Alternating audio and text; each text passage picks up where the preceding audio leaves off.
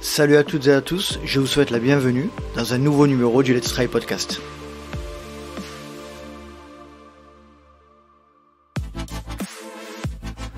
Bienvenue, chères auditrices, chers auditeurs du LTP, le podcast 100% consacré à la pratique et à la communauté du trail running. Je suis très heureux de vous retrouver pour ce 162e épisode. Et donc un format un peu particulier que j'avais jamais tenté.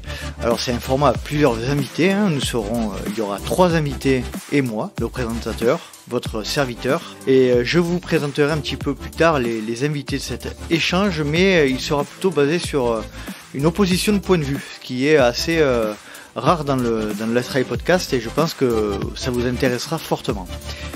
Je voulais saluer, avant de faire la présentation des invités, le Patreon qui nous a rejoint dans la communauté cette semaine, en la personne de Laurent Mossoto. Merci Laurent de nous rejoindre, merci de ta générosité, et tu intègres donc une belle communauté de partage et de soutien participatif du Let's Try Podcast.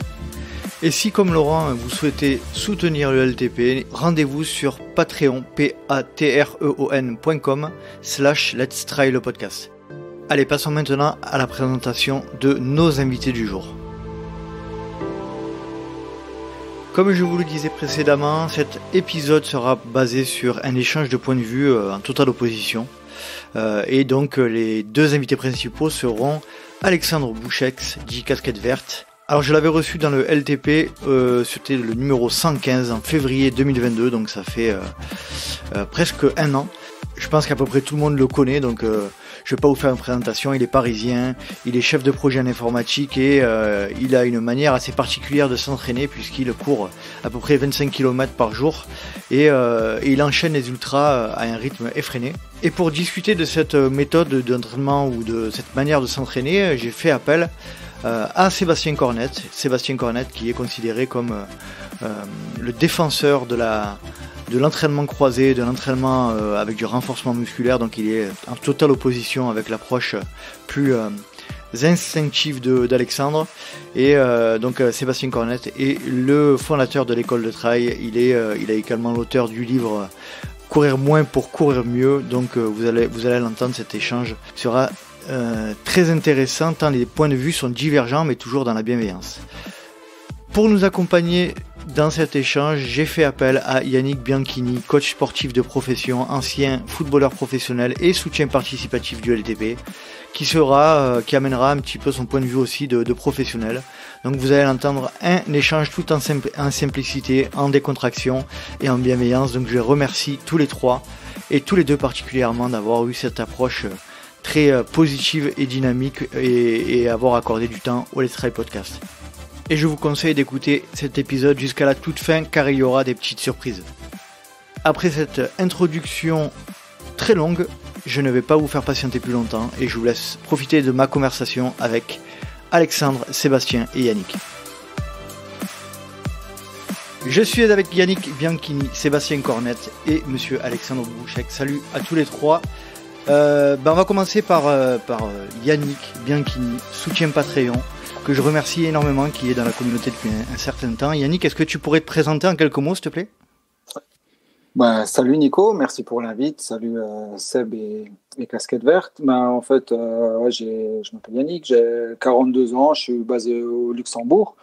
Et donc, j'écoute les trails depuis un bout de temps. Pour résumer, je pratique le trail depuis 5 ans. Avant ça, j'ai fait, comme beaucoup de monde, je pense, beaucoup trop de foot. En résumé, je suis prof de sport et préparateur physique depuis une petite vingtaine d'années. Je travaille dans un lycée au Luxembourg. J'ai fait la préparation physique à Bruxelles, à l'UNIF, et depuis 20 ans, je travaille un peu dans tout ça, dans tous les milieux qui touchent à ça, surtout dans le foot, un peu à tout. Et depuis 3-4 ans, j'ai commencé à coacher aussi pas mal de monde dans le trail, vu que je suis maintenant vraiment à fond dans le trail, voilà, mais je fais ça plus à côté par plaisir et voilà, pour changer un peu de la vie de tous les jours au lycée avec les gamins, qui est quand même ce que j'adore au niveau de la transmission de savoir et tout ça, voilà. Magnifique. Et voilà. Super. Yannick, je crois que tu as été footballeur de haut niveau, me semble-t-il. Si on peut appeler ça haut niveau au Luxembourg, ouais. Au Luxembourg, c'est niveau DH pour les Français qui nous écoutent. Au plus haut niveau au Luxembourg, ouais, mais voilà, sans plus, ouais. J'ai toujours laissé le foot à côté et quand même le boulot et les études sont passés avant. Ouais. Parfait. Yannick, belle présentation. Merci en tout cas pour ton soutien. Allez, Seb, comment vas-tu depuis le temps? Moi, je vais super bien. Écoute, déjà, bonne année à tout le monde. Je ne sais pas quand est-ce que le podcast sera. Si celui-là n'est pas perdu. Je souhaite une bonne année à tout le monde. Ça va super bien. Écoute, on attaque 2023 avec la même intensité que c'est terminé 2022, c'est-à-dire au taquet. Merci Seb d'être là ce soir, c'est cool. Alex, comment tu vas? Moi ça va bien, comme je te disais en off juste avant, là moi je suis en pleine coupure hivernale, donc je fais attention, je régénère mon corps, j'ai vraiment bien fait gaffe pendant les siestes, pendant les fêtes, la nutrition en ce moment. Tu viens de faire un lapsus énorme, Alex. Mais donc non, moi ça va en pleine forme, pas trop de bobos en ce moment. Là le podcast on l'enregistre, il est 21h26, comme je te disais il y a 50 minutes j'étais encore à Montmartre. Donc la vie à 2000 à l'heure en ce moment, donc ça va très bien et puis plein d'envie et encore de passion pour 2023 dans ce que je fais au quotidien, donc pas de souci, moi tout va bien. Parfait, merci à tous les trois. Très très heureux de cet épisode parce que c'est un épisode que je veux dans la discussion, dans l'échange, dans le partage, dans la déconnade, dans la rigolade. Et donc avec vous, je sais que je vais être servi. Et en plus avec Yannick aussi là, qui est là un petit peu pour échanger, pour discuter. J'ai souhaité faire cet épisode après discussion avec Seb, après discussion avec Alex, un petit peu sur les différents échanges qu'il y avait eu dans différents podcasts, etc. Et puis on se rend compte aujourd'hui que Alex est quelqu'un qui clive beaucoup dans le milieu du trail running. Et j'ai souhaité faire cet épisode pour qu'on puisse échanger calmement sur les différents points de vue qu'on a, les différentes approches que vous avez pour essayer de se parler, pour essayer d'échanger. Et puis je pense que c'est intéressant toujours d'être dans la discussion. Et comme on le disait juste en off, Alex, aujourd'hui t'es partout. Hein, je t'ai même entendu dans un podcast de Mathieu Stéphanie, Génération Do It Yourself, avec Mathieu Blanchard, où on parle de toi à la fin. Donc tu vois, tu es partout. Comme je disais, tu es assez clivant. Mais malgré tout, je pense que tu remets aussi en question pas mal le modèle établi aujourd'hui, les façons de penser qu'on a aussi dans le trail, dans l'ultra trail. Donc tout ça, c'est intéressant. Voilà, je voulais faire cette petite intro qui est un peu longue pour une fois, mais pour expliquer un petit peu pourquoi je voulais faire cet épisode. Déjà, dans un premier temps, Alex, est-ce que tu pourrais nous expliquer, alors je sais que ça va être un peu bizarre comme question, mais nous expliquer la manière dont tu vois ta pratique et dont tu pratiques le trail et l'ultra trail aujourd'hui.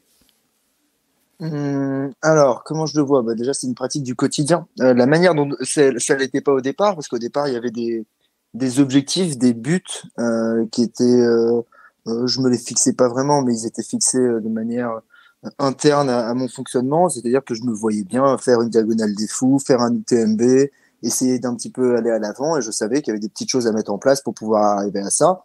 Mais voilà, je voulais pas non plus trop me fouler.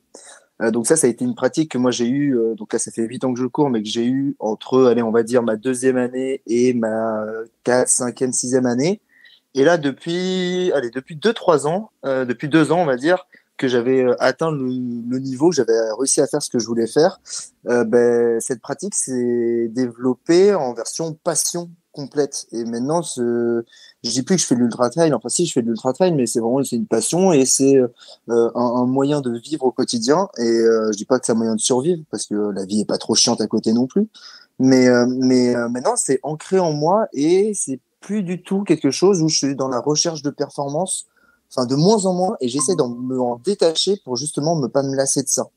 Donc c'est assez particulier, c'est dur à répondre comme question.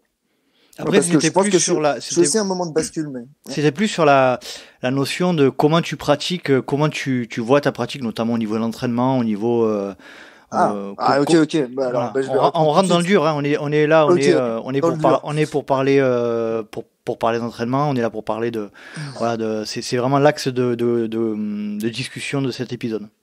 Moi, ce qui est très bizarre, c'est qu'en fait, je m'entraîne pas. C'est-à-dire que je m'entretiens plus que je m'entraîne. C'est-à-dire que maintenant que j'ai une pratique où je suis une fois par mois sur une course en ultra, et donc ça va être cette fois par mois où je vais me mettre dans le rouge, où je vais me dépasser, où je vais aller chercher plus loin. Le reste du temps, en fait, le tout est de rester juste dans l'entretien pour pouvoir rester au niveau que j'ai réussi à atteindre, ne pas trop en faire pour pas risquer la blessure, ne pas en faire pas assez pour pas non plus régresser. Mais je suis atteint, tu sais, ce palier un petit peu bizarre où le niveau stagne parce que parce que moi je manque d'envie pour aller chercher de la performance et donc cet entraînement au quotidien, comment je le vois? Je le vois maintenant plus comme un entretien, comme un entraînement justement, mais comme une pratique. Et ce niveau de pratique me permet de m'éclater après en ultra. Et donc toi, c'est vu que j'ai une notion qui est différente de, je suis pas dans la recherche en performance, mais je suis dans la recherche pour assez résumé de dire du plaisir. Mais vu que je suis plus là-dedans que dans, dans la recherche d'exploits sportifs, vu que je suis là-dessus, ce que je me dis, c'est que je fais exactement ce que j'ai envie de faire. Si je devais me fixer sur un point, si je devais m'imaginer en tant que sportif qui recherche à encore performer, à aller chercher plus loin, à aller chercher, là je suis à 98%, mais à aller chercher mon 100%, oui, je vois totalement, enfin, par l'écoute des coachs, des entraîneurs, des managers, des autres sportifs qui m'inspirent, je vois totalement quels sont les axes de progression que je devrais faire, donc c'est-à-dire sortir de ce modèle que j'ai moi, qui est un modèle qui n'a pas de sens, c'est-à-dire courir tous les jours 25 bornes dans une vitesse dans laquelle, grosso modo, j'ai pas besoin de respirer, j'ai un chewing-gum dans la bouche et je suis pas trop. C'est pas une méthode d'entraînement. Je pense que c'est juste moi mon petit plaisir d'entretien. Et si je voulais progresser, effectivement, il faudrait que je passe dans autre chose, que je fasse du stress physique, que je fasse de la récup, que je m'entraîne en fait, et que je cadre un petit peu la chose comme Seb pourrait me le dire tout de suite. Seb, ouais, je te laisse réagir, vas-y. En fait, alors, juste avant de réagir à ce que vient de dire Alex, je suis très heureux que ce soit Alex qui nous parle et pas Casquette Verte. Et en fait, si je peux me permettre, j'ai eu la chance vraiment d'avoir un jour un message d'un gars qui s'appelle Casquette Verte sur Instagram et qui m'a dit Seb, je viens d'écouter un de tes podcasts, j'adore ta philosophie, t'as l'air génial, mais t'abuses de dire que Casquette Verte, il est dangereux. Donc du coup, j'adore parce que là, c'est Alex qui nous parle et c'est pas Casquette Verte. Je referme cette parenthèse parce qu'en fait, là, sur ce qu'il vient de dire, je me permets et je vais lui donner le point. Alors ça va faire mal aux oreilles à ceux qui me suivent et qui connaissent ma philosophie. Je vais lui donner le point parce que je suis pas sûr que si demain Alex ou Casquette Verte décide de s'entraîner de manière, ce que moi j'estime, attention, c'est ce que moi j'estime, cohérente et construite, ça lui réussisse. Pourquoi ? Parce qu'aujourd'hui, ce qu'il fait, ce que je déconseille à 99,99% de mes contemporains, ça fonctionne plutôt bien. Tu vois, moi, j'ai pas de problème avec ça. Et d'ailleurs, c'est là où on a pu discuter. Moi, j'étais très heureux qu'il vienne vers moi et qu'on ait cet échange. Et je me suis dit, putain, ce mec, il fait de la merde, mais il est intelligent. C'est le premier truc que je me suis dit. Parce qu'on a pu échanger et vraiment, je le dis, là, je suis pas du tout quelqu'un qui brosse dans le sens du poil, encore moins le personnage. Mais en tout cas, Alex est vraiment quelqu'un de très intelligent. Et du coup, là où moi, j'aurais un doute, c'est que pour l'instant, ça fonctionne pour lui. Évidemment, j'aurais envie de lui dire là ce qu'il a comme réaction, il faudrait qu'il se le dise plutôt pas pour progresser ou faire mieux, mais juste pour voir d'autres choses. Parce que je suis pas sûr, et vraiment je le dis, et j'ai eu moi des gens qui sont venus vers moi parce qu'ils en avaient marre de faire toujours la même chose, et du coup, comme ils ont compris quelle était ma philosophie, ils sont venus vers moi avec la même philosophie au départ que Casquette Verte. Ça pouvait pas marcher. Et moi, j'avais conscience que ça ne pouvait pas marcher. Donc, on a essayé, puis ça n'a pas marché. Puis, ils sont retournés. Alors, malheureusement pour eux, ils sont souvent blessés. Moi, c'est ma grande crainte pour l'athlète et pour le personnage, c'est qu'un jour, ils prennent ça en pleine tête. Mais quand on a pu échanger, lui, il avait... En tout cas, je parle pas pour toi, parce que ça fait un peu... il avait une vision à court terme, et ça m'allait, puisque aujourd'hui, ces résultats priment pour lui. Si on ne doit juger que le résultat, si on va parler de Deschamps, par exemple. Moi, je n'aime pas comment joue la France, mais qui peut dire, si on juge que les résultats, ça marche. Donc, pour lui, ça marche. Donc, peut-être... alors, moi, je trouve ça bien qu'il dise ça aujourd'hui, et vraiment, je l'encourage, mais peut-être avec un autre mindset, c'est-à-dire peut-être pas pour progresser, parce que peut-être ça le fera pas progresser, mais pour pour qu'il voie une autre vision de l'entraînement. Et voilà, je voulais juste intervenir par rapport à ce moment-là. Et, très bien. Parce que je trouve que c'est bien de se remettre en question. C'est cool qu'il ait envie, que tu aies envie de faire ça, Alex. Je vais te m'adresser à toi directement, ça fait un peu bizarre sinon. Mais est-ce que tu serais meilleur comme ça Et vraiment, en plus, tu me connais, hein, tu connais ma philosophie, tu connais sur les points d'échappautage sur lesquels on s'est un petit peu fighté en toute bienveillance. C'est pas sûr. Vraiment, je le dis, moi, en toute modestie, je suis pas sûr. Il faudrait faudrait que tu te dises, ok, je veux faire ça parce que peut-être que là, j'ai fait le tour de ce que je fais, ça m'amuse un peu moins, et du coup, et si je faisais autrement dans mon martre, tu vois, plutôt que de courir pour courir. Mais est-ce qu'il ferait de meilleurs résultats? Peut-être pas. Par contre, je suis sûr que ça convient pas à 99,99% de Je suis absolument d'accord, Seb, avec ce que tu viens de dire. C'est très, très intéressant. C'est un sujet que j'ai eu d'ailleurs avec Benjamin Bernardini, un de mes associés que je salue.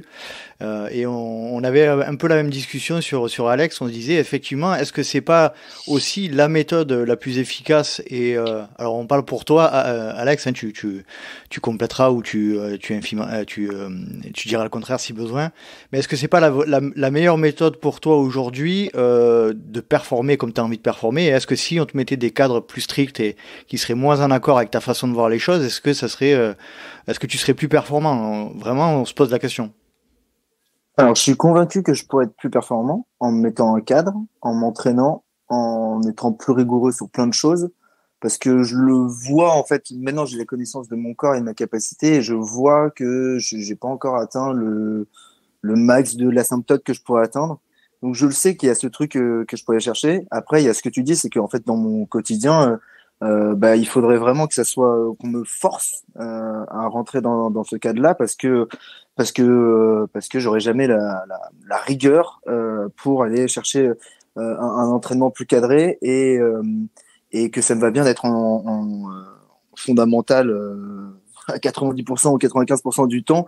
Ça me va bien. Je suis paresseux, hein, moi. On dirait pas comme ça. Je cours 2-3 heures par jour, mais je suis assez paresseux comme garçon. Je suis un peu la stratégie du moindre effort de ne faire comme ça. Je sais pas si c'est un manque d'ambition. C'est peut-être quelque chose plus de mental que de physique, mais ça ne m'attire plus.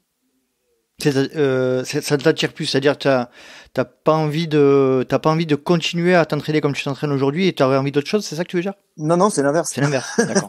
C'est l'inverse. Seb? Ouais, si je peux juste me permettre, Alex, peut-être que effectivement, là aujourd'hui, comme tu es dans quelque chose qui match avec toi, et j'aime bien aimer ce que tu viens de dire, c'est-à-dire que tu étais en fait un paresseux, que tu faisais quelque chose que tu aimais. Et effectivement, même si je retire pas ce que j'ai dit tout précédemment, peut-être que si tu t'installes avec alors, il faudrait que de toute façon, on te laisse de la liberté. De toute façon, le meilleur entraînement pour toi, c'est toi-même.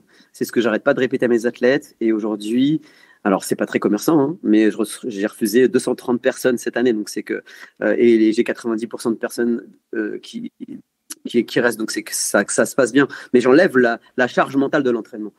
Peut-être, effectivement, tu as mis le doigt sur un truc qu'effectivement, si au moins 2-3 fois dans la semaine, tu avais des choses un peu contraintes qui vont comme dans ton quotidien, ça te met face à une responsabilité. Je m'explique.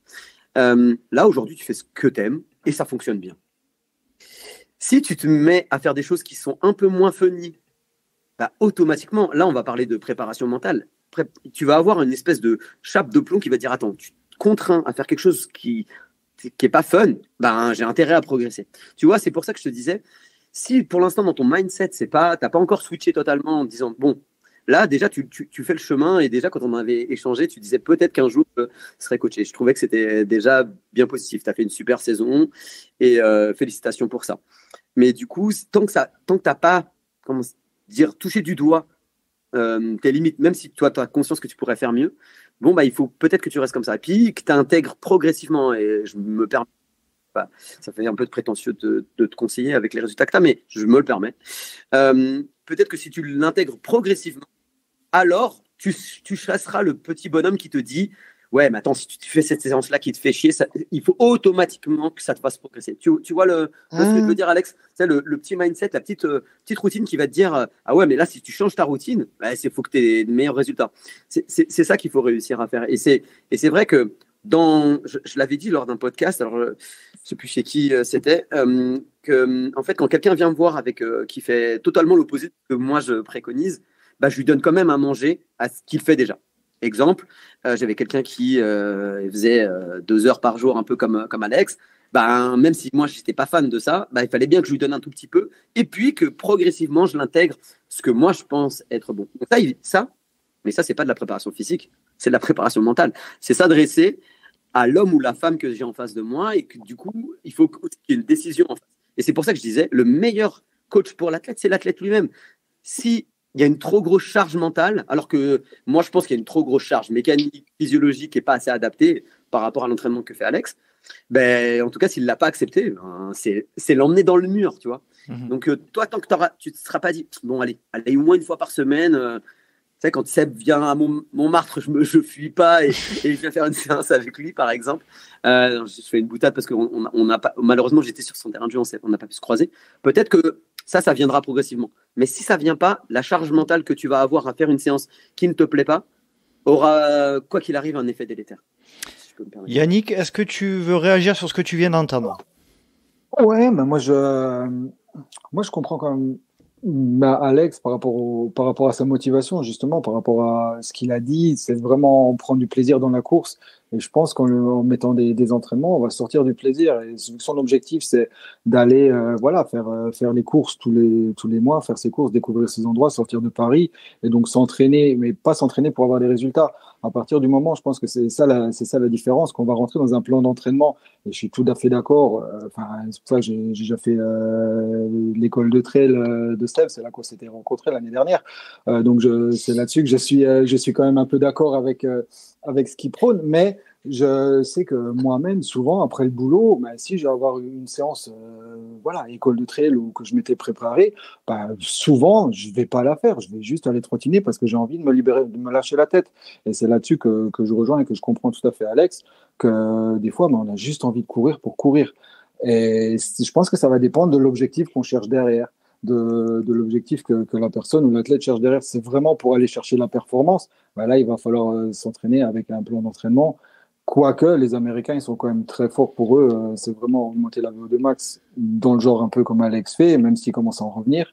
Mais voilà, donc moi, c'est tout ce que j'avais à dire. On va rentrer un petit peu plus dans le détail de l'entraînement. Il y a beaucoup de choses qui se disent, comme je disais tout à l'heure, sur la méthode Alex Bouchex. Et notamment, là, on entend, je vais les citer, il va pas m'en vouloir, je pense, parce que voilà, c'est quelqu'un qui est assez transparent aussi. Hugo Ferrari, récemment, qui parlait de toi et qui disait que, effectivement, il regardait quand même ce que tu faisais, il écoutait, il prend ce qu'il y a à prendre dans ta méthode aussi, parce que malgré tout, on se rend compte quand même que courir 25 km par jour, ça développe aussi des qualités qui peuvent être utiles en ultra trail par moment. Et ta méthode, elle peut par certains aspects aussi apporter certains bénéfices dans le cadre de l'ultra trail. Je vais laisser parler un petit peu Alex. Seb, après tu rebondiras. Qu'est-ce que tu en penses, toi, Alex? Je pense que Hugo il s'est rendu compte de ça comme beaucoup de gens, parce que Hugo, je lui ai mis 1 heure sur le KMB.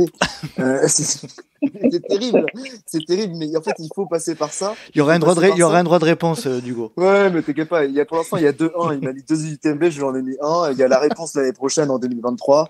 Voilà, on joue, c'est ça qui est cool. Mais non, mais en fait, tu vois, c'est terrible avec le cas, et toi tu parles du cas, de la méthode Alexandre, mais c'est en fait, moi, dès le début, j'ai dit que je fonctionnais comme ça, etc., et que je me posais pas trop de questions, que j'allais courir. Et on m'a expliqué que j'allais me péter dans tous les sens. Enfin, on m'a vraiment expliqué que ça n'allait pas marcher.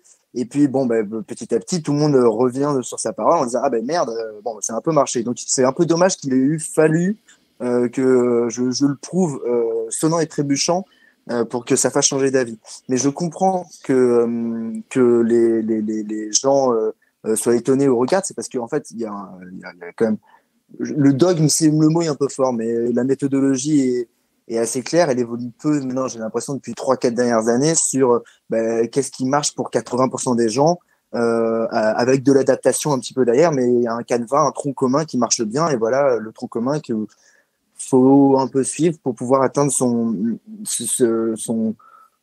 un bon niveau de pratique par rapport à un but qu'on se fixe nous. Vu qu'il y a eu ça, quand quelqu'un arrive avec une autre méthode et un peu à la Mathieu Blanchard, tu en parlais tout à l'heure, mais un peu à la Mathieu Blanchard, où il a remis en question 2-3 méthodologies, 2-3 façons de faire, on a tous été étonnés, et très certainement que maintenant, dans les années à venir, on va faire évoluer le tronc commun vers une méthode Blanchard, comme la méthode Alexandre va peut-être faire évoluer un petit peu le tronc commun. Et donc, c'est ce que je trouve intéressant par les petits électrons libres que nous sommes de temps en temps, qui apparaissons. Je ne saute pas pour Mathieu, mais moi, je pense que je vais disparaître. On laisse, voilà, peut-être qu'on a pu un peu altérer ce tronc commun, et ça va être intéressant. Tu disais, il y a Seb qui a quitté de rage, il a quitté la conversation. Non, et pour revenir à ce que tu disais aussi, Yannick, tout à l'heure, tu avais raison, c'est sur toi, Yannick, tu expliquais que tu venais du milieu du football, et ça me rappelle beaucoup, en fait, voilà, il faut aussi avoir en tête que on n'est pas tous dans la recherche de la performance sportive, il y en a qui sont aussi dans la recherche du plaisir et de la passion, et par rapport au football, moi, il y a beaucoup de ça, hein. Moi, je suis un fanatique de football, mais alors, il y avait rien de pire pour moi que de foutre des protèges tibia et aller sur le grand terrain. Moi, mon grand kiff, c'était de mettre 2 cartes à 10 packs, prendre le ballon et de jouer à l'arrache avec les potes dans la rue. Et le plaisir était encore plus grand en le faisant à l'arrache. On n'avait pas les règles, hein. Le goal, il était volant. Voilà. C'était autre chose. Ça campait devant les buts. Mais il y a quand même, voilà, aussi ce truc que tu disais, Yannick, qui est très vrai et qui s'applique, je pense, dans tous les sports qui sont au final que des jeux, quoi. Ça, est-ce que tu veux réagir? Ouais, je vais réagir par rapport à ce qu'a dit Yannick, et puis du coup, ce que vient de dire Alex, et du coup, ça, je vais être en totale contradiction, et c'est ça aussi qui est intéressant. Yannick parlait des Américains, moi je vais citer les Chinois, et je vais citer l'Allemagne de l'Est. Effectivement, il y a une méthode, et je mets des guillemets pour ceux qui nous écoutent, je mets des guillemets, et je mets beaucoup de guillemets, qui fait que tu fais du volume, ok, et puis il y en a qui arrivent à ce que ça passe. Et c'est pour ça que pour moi, c'est pas une méthode. Et je m'excuse, Alex, ou plutôt casquette verte, c'est pas une méthode. Et du coup, j'irai en contradiction par rapport à Mathieu Blanchard parce que je sais à peu près comment il s'entraîne, donc j'y apporterai une contradiction. C'est pas une méthode. Quand tu prends 12 œufs et que tu les jettes contre un mur et qu'il y en a un qui s'en sort, c'est pas une méthode. Donc effectivement, il y a des bases. Et en plus, ce que j'aime, ce que dit Alex, c'est on a des méthodologies où 80%, ça va à peu près. Et aujourd'hui, justement, tous ces dogmes, toutes ces méthodologies, elles sont remises en question. Et puis mon livre, il démontre bien que je remets clairement en question les choses qu'on nous a appris. Par contre, dire que les Américains ils font ça et que ça peut marcher, oui, ça marche pour 1, 2, 3, pour ceux qui s'en sortent. Et en plus, on peut faire le parallèle avec le foot parce qu'en plus, on est tous, en première vue, passionnés de foot et ça, c'est cool. Ancien passionné. Moi, je suis toujours passionné. C'est de la preuve. Je suis pas pour l'équipe de France. Parce que gratuit. Je suis passionné de jeu. Gratuit. Je suis passionné de jeu. Je préfère perdre 5-4 que gagner 1-0. Ça, c'est quand t'aimes le foot, c'est comme ça. Bon, bref, je referme cette parenthèse footballistique. En fait, on commence à parler de méthode quand il y a une vraie méthodologie. Il a cité ça, Alex, il y a une vraie méthodologie. Ça veut dire que tu as une partie d'endurance fondamentale, une partie d'entraînement fractionné, entraînement par intervalle. Pourquoi pas, évidemment, ce qui est mon dada, le renforcement, parce que je pense que 99% de nos contemporains ont besoin de faire du renforcement. Mais là où c'est pas une méthode, c'est que justement, dans les années 80 ou encore en Chine ou encore aux États-Unis, il y a tellement de monde que si tu fais de la merde et que tu balances 12 œufs contre un mur et qu'il n'y en a qu'un seul qui s'en sort, tu peux pas dire que c'est une méthode. C'est là où je vais être en contradiction totale avec Cascade verte et plus Alexandre. C'est-à-dire que moi, là où c'est plus audible en tant que coach, et un coach qui remet les choses en considération. Je crois que mon livre, aujourd'hui, il a un grand succès. J'ai des excellents retours parce que ça casse justement les dogmes qu'on nous a racontés. Donc moi, je veux bien qu'on parle d'entraînement, mais dès qu'on parle d'entraînement, globalement, je suis un entraîneur. J'entraîne pas casquette verte, j'entraîne pas une personne en particulier, j'entraîne qu'est-ce qui convient à 90% des gens. Et après, là où je rejoins totalement Yannick et Alex, c'est que, évidemment, il faut qu'il y ait cette notion de plaisir. Et je le redis ce que je disais tout à l'heure. À partir du moment où Alex prend du plaisir et que ça marche pour lui, il faut qu'il continue dans cette voie. Et puis après, il va aller.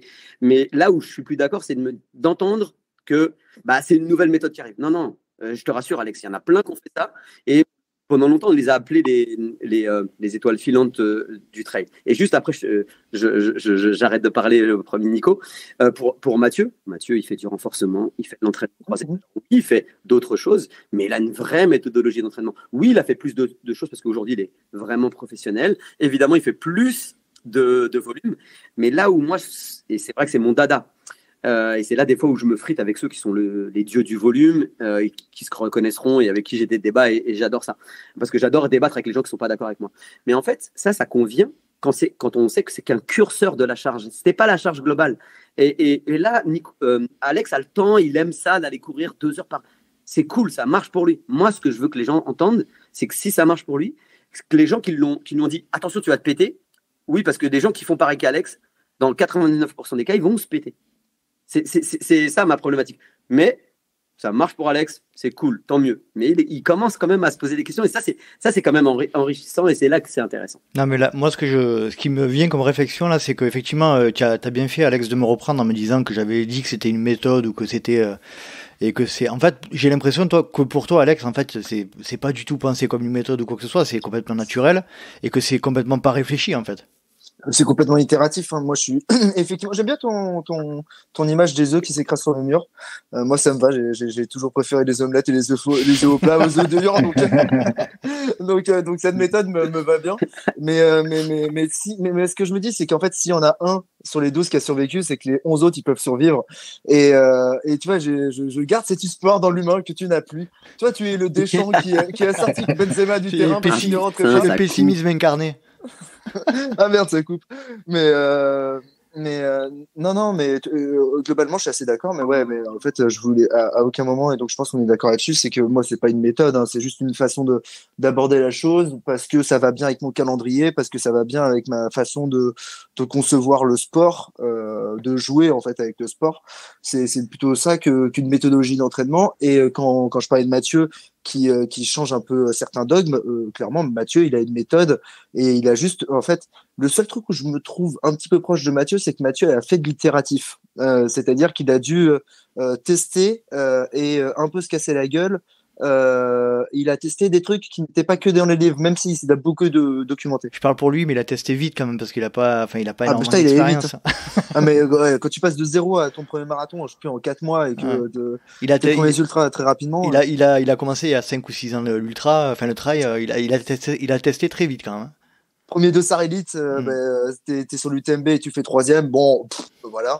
mais non, mais il a fait de l'itératif quand il l'explique, et je trouve ça assez intéressant, malgré que lui, en fait, ce qu'il a rajouté par rapport à je pense qu'on a la même passion, lui et moi, juste lui a une capacité à aller s'informer sur, il croit dans la science, c'est un ingénieur, il est allé s'informer sur la science, qu'est-ce qu'elle dit, comment ça fonctionne, comment son corps fonctionne, comment comment il doit s'alimenter, comment il ne doit pas s'alimenter, qu'est-ce qui sont les facteurs de réussite et les facteurs d'échec sur lui, lequel il peut faire varier et trouver sa propre recette. Et c'est là où il a été plus intelligent que moi,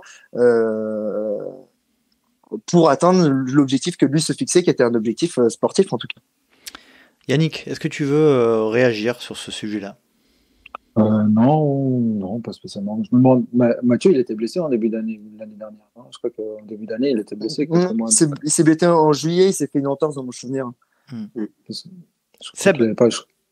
Ouais, si je peux me permettre, et Mathieu m'en voudra pas, parce que c'est mon collègue à la clinique du corps, donc du coup, on se connaît assez.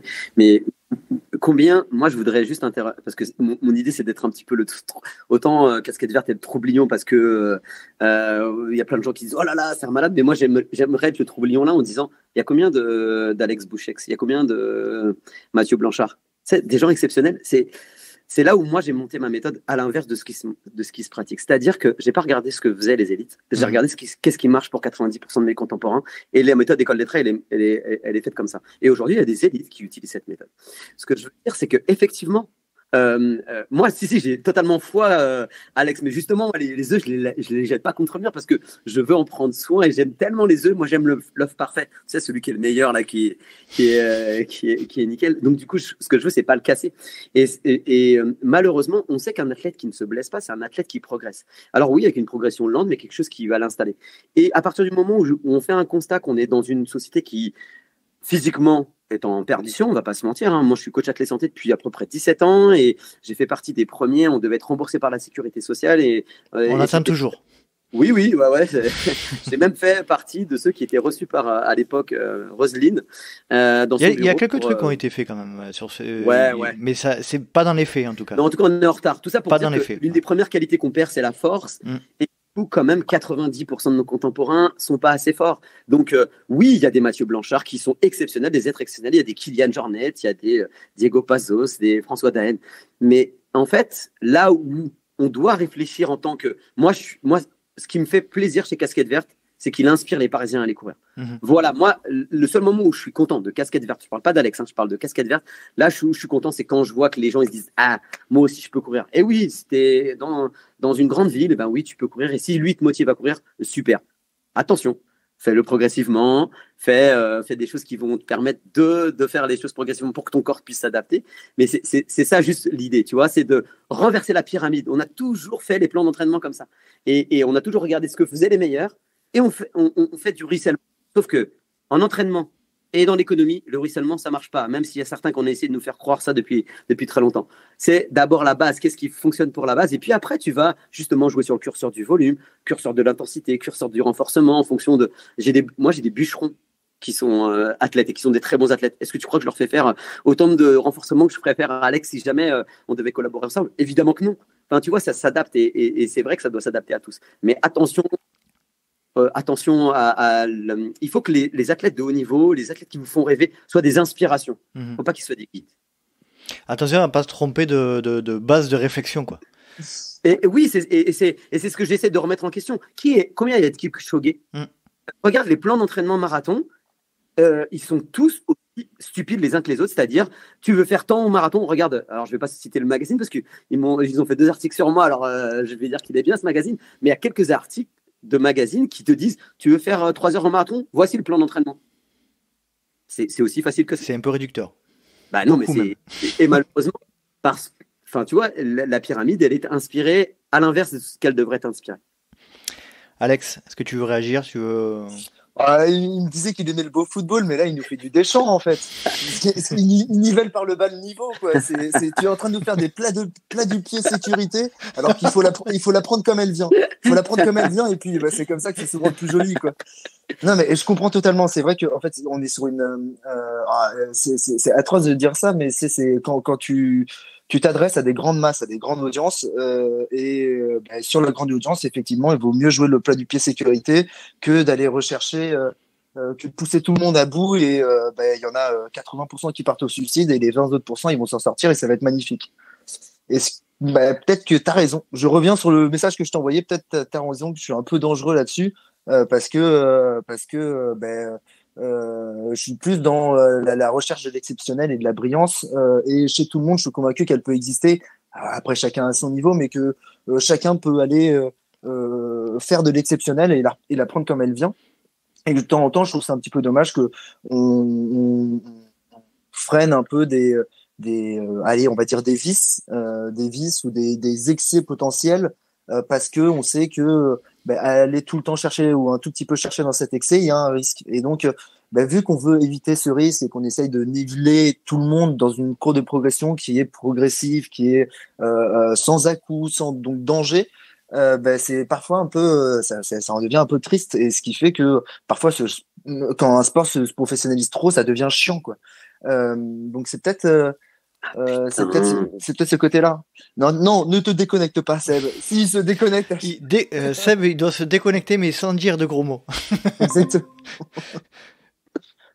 Seb, tu peux te déconnecter, mais sans dire de gros mots, ça passe. Excusez-moi. Non, mais ça coupe, excusez-moi. Je suis vraiment désolé. Du coup, comme j'ai la main, je vais la garder. Tiens, ça t'as raison. Oui, en fait, on va essayer de pas caricaturer ce que j'essaye de faire. Évidemment, tu as raison. Mon idée, c'est de faire en sorte que tout le monde soit en santé. Ça, c'est ma priorité des priorités. C'est notre responsabilité de professionnels de la santé du sport. Hein, ouais, aussi. Mais il y a une athlète qui m'a le mieux défini ma façon de coacher. Elle s'appelait Florence Morisseau. Elle est enseignante à la clinique du coureur, et elle a dit quelque chose de très, très juste. Et je crois que c'est la philosophie que j'ai. Mon idée, c'est de faire de mes athlètes des meilleures versions d'eux-mêmes. Est-ce que je veux l'extraordinaire pour eux? Mais 1000 fois. 1000 fois, je veux qu'ils attendent cette reprise de volée quand elle arrive.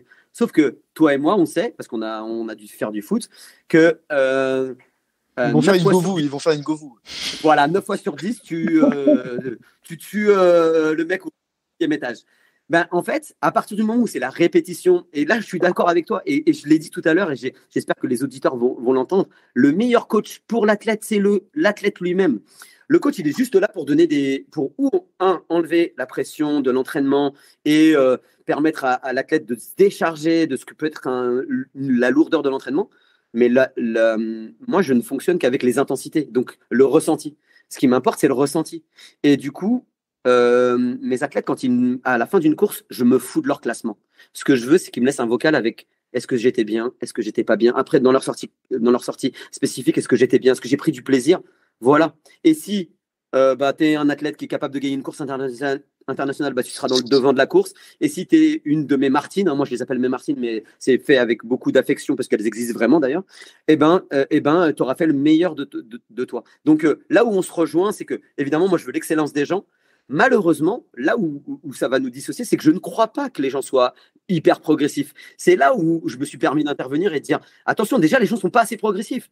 On le voit, les cabinets de mes confrères et de mes potes kinés sont remplis de coureurs qui s'y sont mis il y a 15 jours et qui ont lu un magazine où il y a un mec qui courait tous les jours 2 heures ou qui suivent les réseaux sociaux qui se disent putain, mais c'est cool, c'est ça que je veux faire. Mais non, c'est ça. C'est là où moi, je peux faire le pisse froid et là je te rejoins. Je vais faire mon déchant, c'est-à-dire je vais tout mettre derrière et je vais dire aux gens oh là là, tu veux te mettre à courir? Oui, tu es fait pour courir. Même si tu es en surpoids, mets-toi à courir, cours tous les jours parce que c'est ça qu'il faut faire. Mais attention, fais-le avec de la progressivité pour que demain tu puisses prendre du plaisir quand tu vas aller sur tes 25 bosses ou tu vas aller rejoindre ton beau-frère dans la montagne parce que tu veux lui mettre sa tôle parce qu'au dernier réveillon, il t'a challengé. Là où toi et moi, on veut la même chose, moi je le veux, mais de manière ponctuelle pour pas que ça soit justement, on aille vers cette trop grande, il n'y a pas assez de progressivité et les gens se blessent. Et c'est ça, moi, ma plus grande crainte.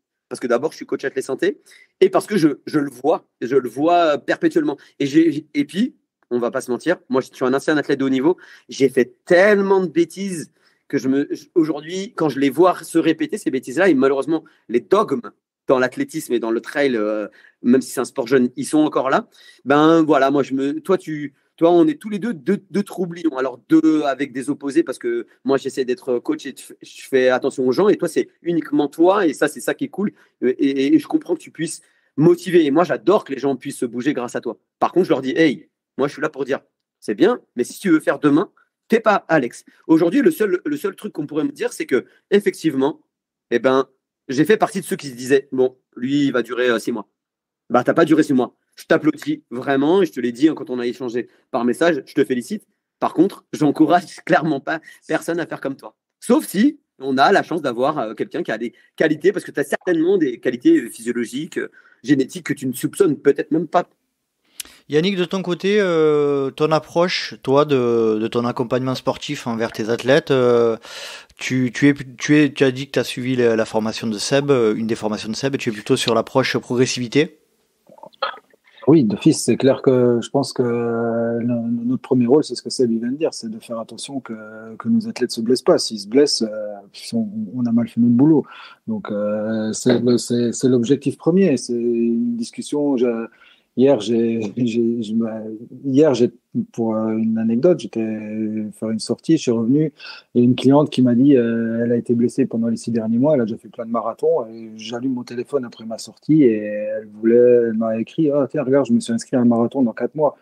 J'ai fait, ah putain, oh, pardon pour les gros mots. Donc j'ai pris le téléphone et je l'ai appelé à elle avant d'appeler ma femme pour dire que j'étais en train de rentrer. Ben, j'ai dit non, tu peux pas faire un marathon dans 4 mois, c'est pas possible, ça fait 10 jours que tu recours. Et donc voilà, donc oui, non, tout à fait, progressivité, ouais, c'est la base, c'est clair. Ça et le plaisir. Toi, j'ai l'impression que Alex, ce que tu viens d'entendre, ça t'a fait frissonner, non? Un coach qui dit à sa cliente ou à son athlète, non, tu peux pas refaire un marathon dans 4 mois. Toi, ça t'inspire quoi? Non, pas du tout, parce que là, on est dans une relation de. On dit client. Bien sûr. Ouais, échange d'argent, prestation, okay. client. Okay, moi, je ne t'appelle pas mes clients, moi, c'est tous mes champions ou mes. T'es Martine. T'es Martine. Non, ça me choque pas, parce qu'à partir du moment où la personne elle a fait la démarche de vouloir être coachée, justement à elle de rentrer dans le jeu, d'avoir d'une certaine manière une subordination sur sa manière d'approcher le sport et d'avoir donc d'accepter le conseil, de prendre le conseil. Donc ça me choque pas.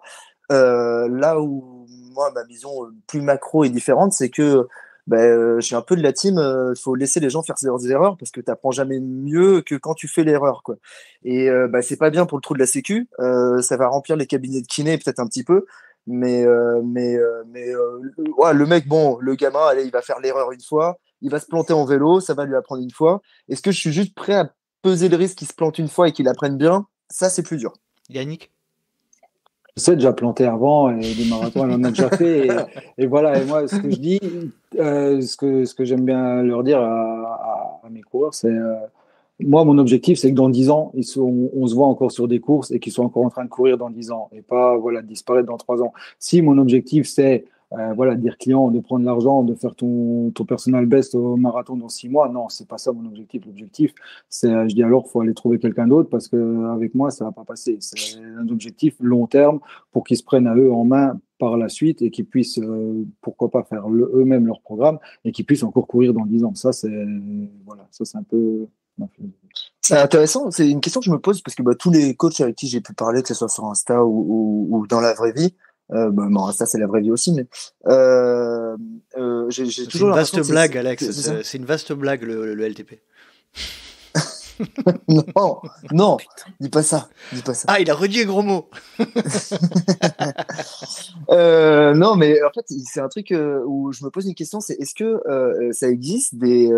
j'ai l'impression que tout le coaching, à chaque fois, il est dans cet objectif de, justement, à faire que sur le long terme, la personne, elle soit résistante, elle se passe pas mal, elle se blesse pas, mais est-ce que ça arrive pas, les mecs qui arrivent et qui disent, bon, écoutez, moi, dans 1 an, là, paf, je veux faire mon objectif, on le fait, on le plie, on tente le truc, c'est risqué, mais j'ai l'impression que ça n'existe pas. Peut-être que en fait, c'est parce que les gens ont peur de se blesser, peut-être que c'est parce que les gens préfèrent avoir cette sécurité de se dire que oui, il faut être à long terme, ils ont envie de quand même pouvoir encore marcher quand ils auront 50 pieds. Je n'arrive pas à me rendre compte si ça existe ou si c'est en fait le coaching, c'est pas du coaching sportif, mais c'est du coaching de vie, quoi, que vous faites en fait. Vous êtes des assistantes sociales, vous êtes plus des coachs sportifs pour moi. non, c'est un peu violent, mais est-ce que c'est pas totalement faux? Oh merde. Je vais tomber de ma chaise. Vas-y, Seb. Non, mais alors, c'est pour ça, et c'est rigolo que Alex rebondisse là-dessus, parce que justement, je voulais pondérer ce que disait Yannick. Évidemment, ma priorité des priorités, c'est que l'athlète ne se blesse pas.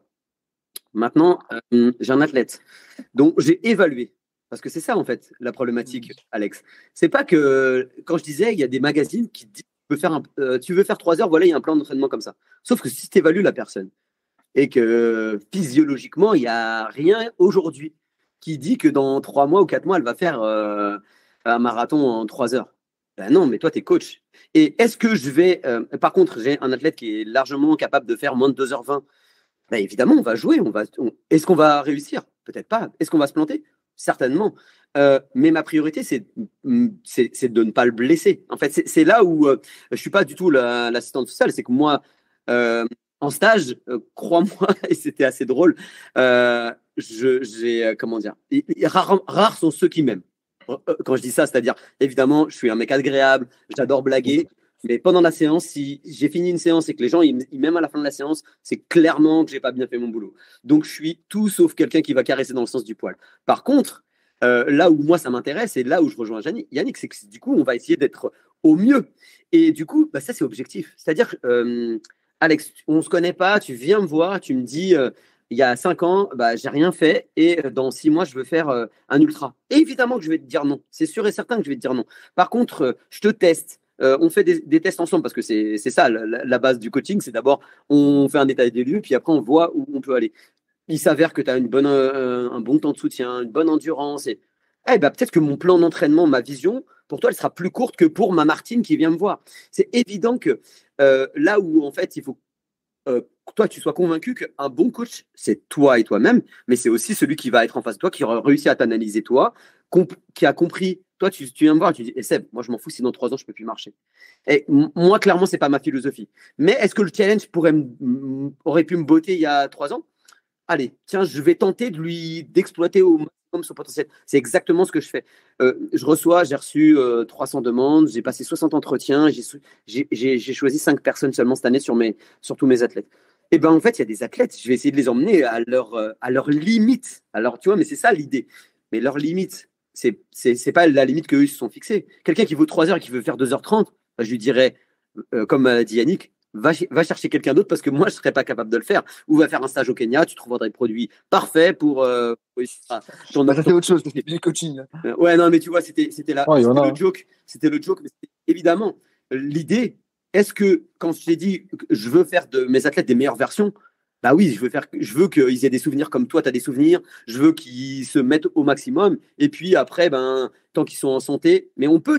C'est là où, en fait, trop souvent, et c'est pour ça que je voulais pondérer ce que disait Yannick, on oppose santé et performance.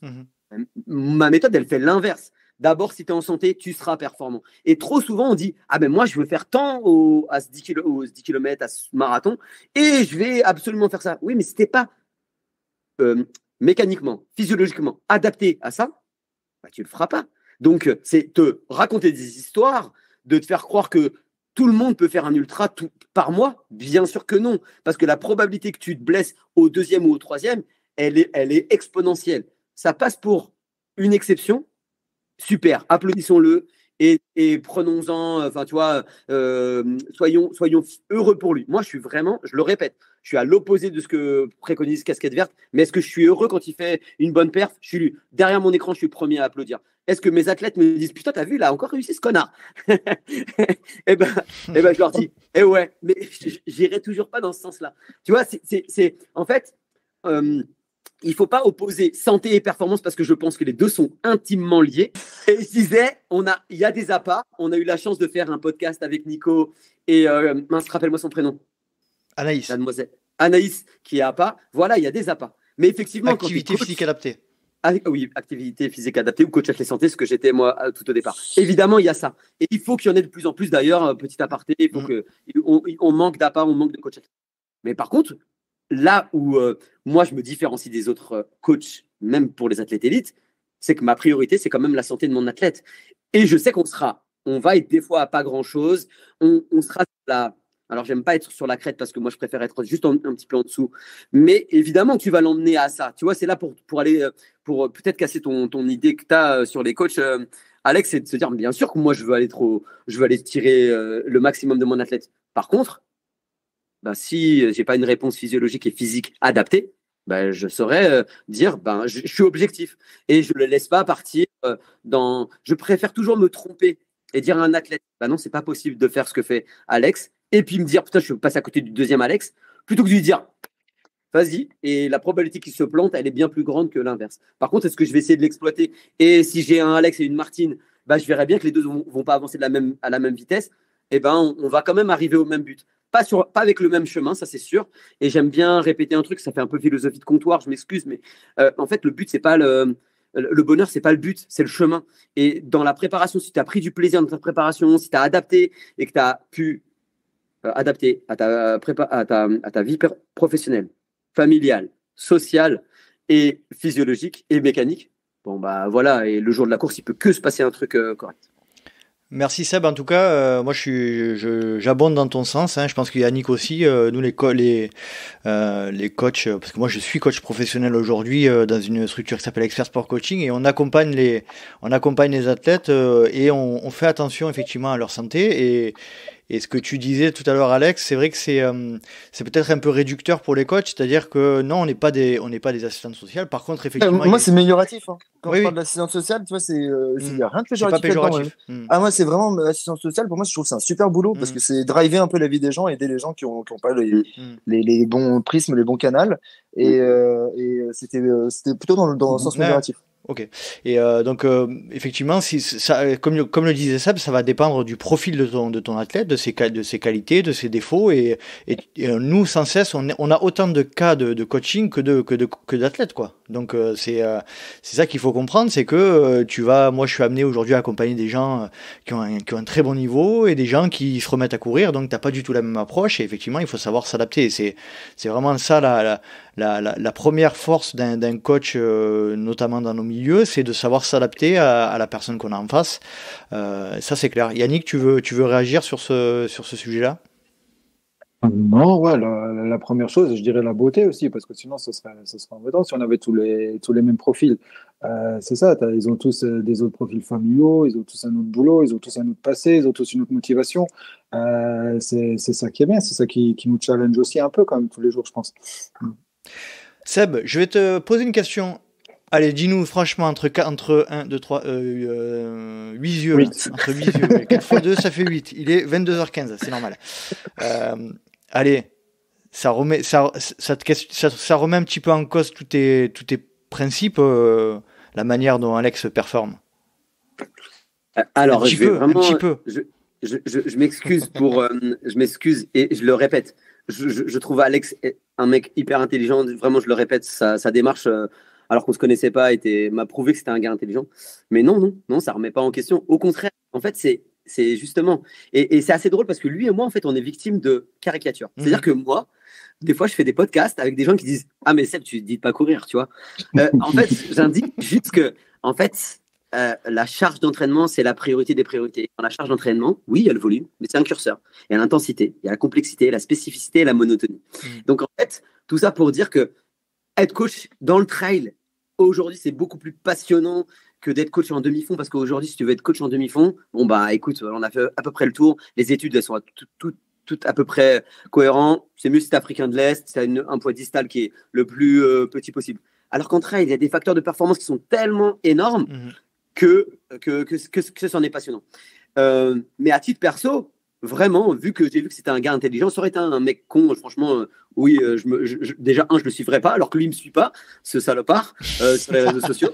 Et deuxièmement, non, ça change pas mon dogme, parce que je suis convaincu, je l'ai déjà dit, moi, j'ai des gens aujourd'hui qui viennent me voir parce qu'ils avaient cette philosophie-là, parce que, aussi paradoxal que ça puisse paraître, malheureusement, je dis bien malheureusement, il y a beaucoup de gens qui pensent que il faut faire comme Alex fait, ou non, comme Casquette Verte fait, ok?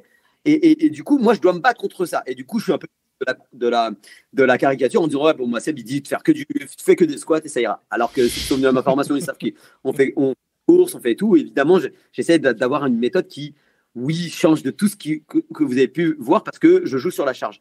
Mais est-ce que j'ai des athlètes qui vont courir longtemps? Bien sûr que oui. Alors, ceux qui n'ont pas l'habitude de m'entendre dire ça, oui, il y a du volume dans mes plans d'entraînement, évidemment.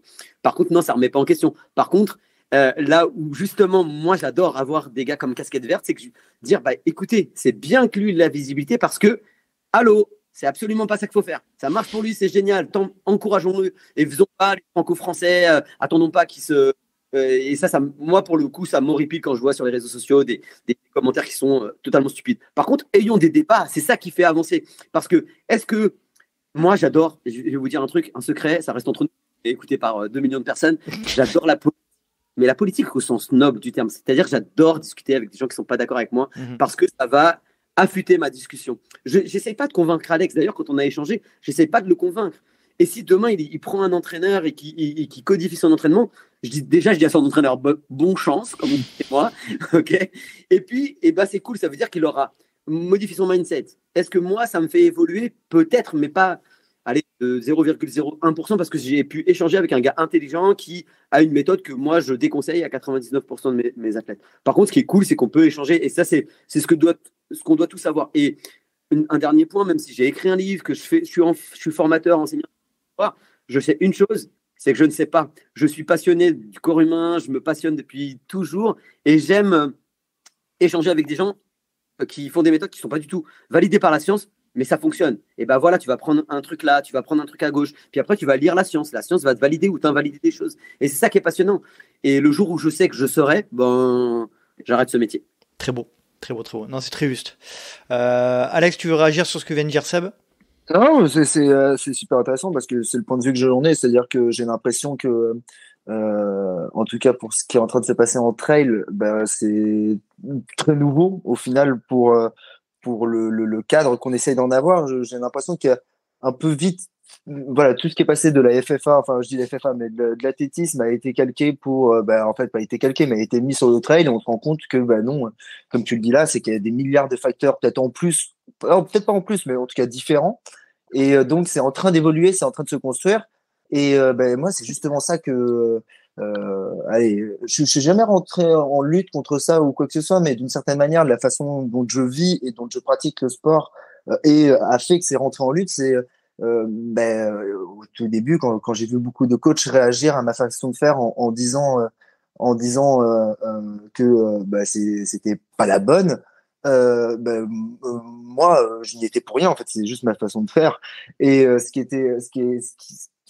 que j'aurais aimé, c'est que les coachs ne disent pas que moi, ma méthode n'était pas la bonne, mais c'était qu'ils disent en fait, la méthode qu'on connaît actuellement, qui fonctionne sur notre état des connaissances, n'est pas forcément n'a pas besoin d'être appliquée ou n'est pas forcément la seule qui fonctionne et qui a peut-être d'autres biais qu'on va peut-être la faire évoluer. Et c'est quelque chose que il y a 6-7 ans, j'ai trouvé que dans le discours chez les coachs, il était assez peu. Là où je le trouve de plus en plus sur les 2-3 dernières années, où remise en question, ça fait un peu, je me suis planté la tête basse. Mais on est presque là-dedans, je trouve. Et donc, je trouve que le discours du coaching, tel que je le vois, après je le connais mal, mais évolue parce que on est sur un nouveau sport et qu'on est aussi sur des nouveaux pratiquants. On est sur plus des pratiquants qui étaient des spécialistes de l'athlétisme qui avaient fait de l'athlète depuis qu'ils étaient petits, des montagnards qui avaient fait du trail depuis qu'ils étaient petits. On est sur un sport où c'est des citadins CSP+, qui n'ont pas bougé leur cul de leur chaise, qui vont faire des ultras le week-end. Donc même la population évolue et donc on est obligé de l'aborder différemment, quoi. Et donc je trouvais qu'il fallait oublier les dogmes dont on parlait tout à l'heure, etc. et se rendre compte que c'est qui c'est Galilée qui avait dit ça, qui avait dit et pourtant elle tourne. On a toujours cru qu'elle était plate, hein, mais pourtant elle tourne vraiment, les mecs. Du coup, si je peux réagir sur ce que dit Alex, et ça va peut-être faire bondir ceux qui sont fans d'Alex ou ceux qui sont fans de moi, c'est qu'en fait, Alex et moi, on a énormément de points communs. C'est-à-dire que la méthode École de Trail est née en 2009, et je peux vous dire que j'ai pris autant de scuds, voire 1000 de plus qu'Alex, parce que je changeais le paradigme et les dogmes qu'on nous récitait. Et du coup, là où je suis totalement d'accord avec lui, c'est qu'effectivement, remise en cause, remise en question, ce serait peut-être fort, mais en tout cas, force est de constater que moi, en cours, et puis j'ai la chance que Yannick soit venu sur un de mes cours, mais je choque de moins en moins. Ça veut dire effectivement qu'on a compris que ce sport était jeune et qu'il y avait des choses, à essayer.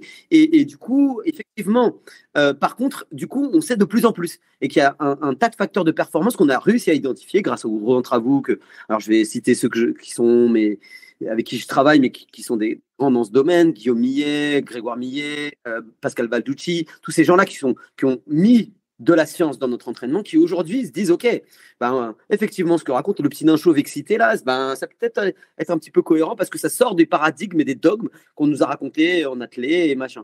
Et puis effectivement, est-ce qu'on pourrait pas avoir un peu l'esprit ouvert et se dire Alex, ça marche pour lui, cool. Par contre, oui, les coachs, attention, nous on doit juste dire bon, il y a le risque mécanique, il est réel, on va pas se mentir. Mais du coup, avoir une ouverture d'esprit, regarder comment ça fonctionne, comment on pourrait réajuster et faire. Mais en fait, la priorité des priorités, c'est de se dire que c'est un jeune sport. Et que 90% de nos contemporains ne sont pas assez forts. Donc, voilà, une fois que tu as fait ce bilan-là, est-ce qu'on ne pourrait pas adapter ça? Alex, ça marche pour lui parce que tous les jours, en fait, il fait une contrainte sportive. Il s'est adapté, son corps s'est adapté. C'est ça qu'il faut que les gens entendent. Et que du coup, quand le corps lui a permis ça, aujourd'hui, ça marche pour lui. Cool, génial. Mais comme la plupart des gens qui vont se mettre à courir, on ne leur conseille pas ça, sauf si c'est un Alex tous les 10 000 personnes. Aujourd'hui, on sait qu'il y a des choses qui changent de l'athlète traditionnel qu'on a mis de côté. Et moi, je suis un passionné d'athlète. Enfin, ceux qui me connaissent savent que je suis passionné de décathlon. Enfin, voilà, l'athlète, le sport en règle générale me passionne. Et le corps humain encore plus. Mais du coup, c'est ça. Et là où notre sport est génial, c'est qu'il est tout jeune et donc il s'ouvre. Ouvrons nos esprits, mais là où je rejoins Alex, c'est vrai, ça s'ouvre un peu plus et que moi, je choque de moins en moins. C'est cool. Ouais, diversité des approches, mais effectivement, moi je suis assez d'accord avec toi, Seb, et je pense qu'on a la même approche, Yannick aussi. C'est que des Alex, il y en a pas des masses, et que voilà, ça fonctionne. Ah, tu grimaces, Alex. Vas-y, je te laisse réagir.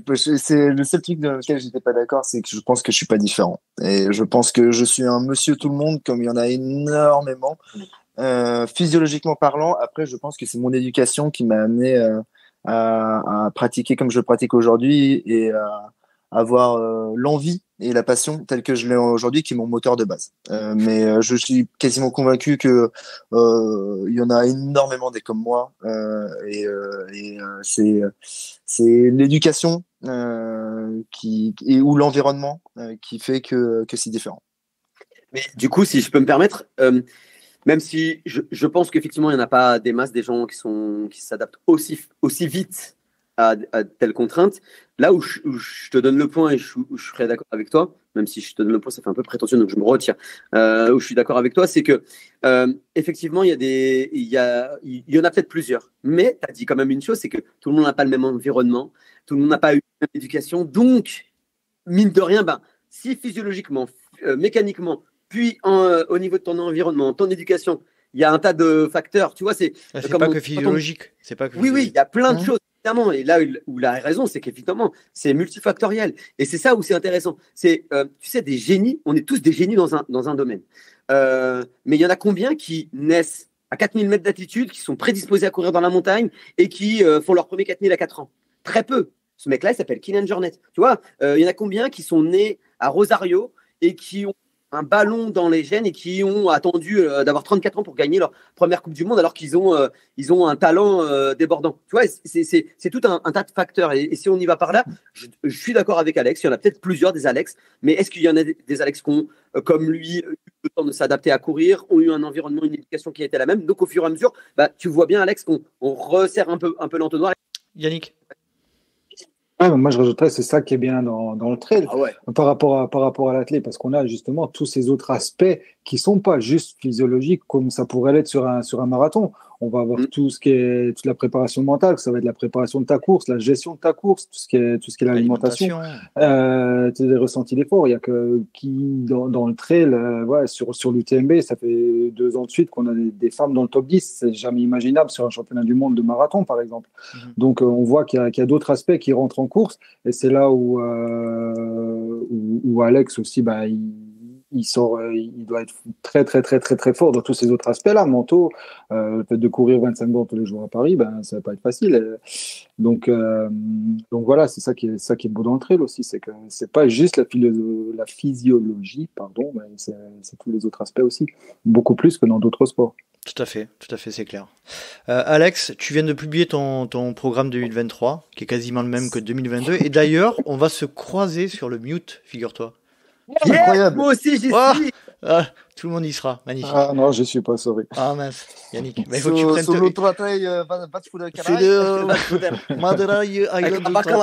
à l'arrivée. Non, ça, on n'a pas le droit de faire ce genre de. Dédicace à tous mes amis portugais, évidemment. Désolé. T'as donné ton programme sur 2023. T'as mis en avant cette notion. T'en as parlé au début d'objectifs sportifs un peu plus au second plan. Moi, j'ai envie de te poser la question quand même. Toi qui as toujours dit que tu étais amateur du beau geste et des belles choses, est-ce que ça, c'est pas un peu un discours? Ouais, mais ça, c'est une façon de me protéger, de me convaincre aussi de ça. C'est juste parce que mentalement, j'ai bien compris. Moi, je me suis pris la charge de t'as 60 000 personnes qui te suivent et tu te prends 3-4 semaines de pronostics dans la gueule avant l'UTMB. Tu traverses Chamonix, on te demande une photo tous les 5 mètres en t'expliquant que tu vas gagner face à Kylian Jornet. Bon, tu vois, il y a un moment où ça devient un petit peu lourd, en fait. Et donc, moi, j'ai bien conscience que pour que ça reste cool et que je dégrade pas ma passion, j'ai bien conscience que faut que j'arrive à manier les masses, même dans cette communication et dire que je ne veux y aller avec aucun objectif sportif, ça va peut-être, moi, je pense que j'y arriverai pas, mais j'ai envie de me dire que je vais partir sur une course sans objectif. J'adorerais que ce soit possible. Je vais essayer de le faire, mais je suis pas sûr d'y arriver parce que je pense que 300 mètres après la sortie du premier village, si je me retrouve en deuxième position, qu'il y a un mec qui est devant, voilà, je vais être pris. Il y a un risque que le vice revienne vite. Alors c'est intéressant, pourquoi tu appelles ça un vice? Parce que je suis dans ma nature et dans mon environnement et dans ma façon, comme j'ai été construit, je suis pas dans la compète et j'aime pas battre les autres. J'aime bien briller et être le meilleur, mais j'aime pas battre les autres. Donc c'est quelque chose qui est personnel, qui va à chacun. Chacun a sa manière de s'accomplir. Mais donc ça c'est un truc que j'aime pas, que je trouve énervant et qui m'énerve moi-même dans ma propre nature. Donc j'ai très envie de l'année prochaine de réussir à faire ça, mais je suis pas sûr que je vais réussir à le faire. Donc il y avait un aspect, c'était un aspect de communication qui me permet de dire à tous les gens non mais pas d'objectif cette année, vous me faites pas chier avec les pronostics parce que c'est lourdingue. Et ça c'est Mathieu en parlait, mais je pense que voilà le déménagement de Kylian ou la discrétion de François dans Chamonix ou de tout le top 10 ou le top 20 de l'UTMB, voilà, c'est pas qu'il y a un problème dans ce sport, c'est juste que ce sport est en train de grandir et qu'effectivement on est en train de vivre la pression que tous les autres sportifs prennent dans les autres sports et qu'on comprend pourquoi quand il sort du bus et qu'il écoute de la musique, c'est pas parce que la musique elle est cool, hein, c'est juste pour pouvoir être dans son moule et pas avoir ce monde autour. Donc ça c'est le premier truc, et le deuxième truc c'est pour pouvoir tenter moi de m'enlever ce truc-là de vouloir aller gagner et de vouloir être sur la première marche du podium parce que j'ai envie d'essayer de tenter de courir comme je sais faire sans me foutre la pression et sans avoir à me mettre la pression avant, pendant. Cette année, sur l'UT4M, il y a un moment, j'ai 2h30 d'avance ou 2 heures d'avance et je le sais. Hein. Je me suis retourné pour voir si le mec il revenait. Ça n'a aucun sens. Donc, je me dévore moi-même avec ça et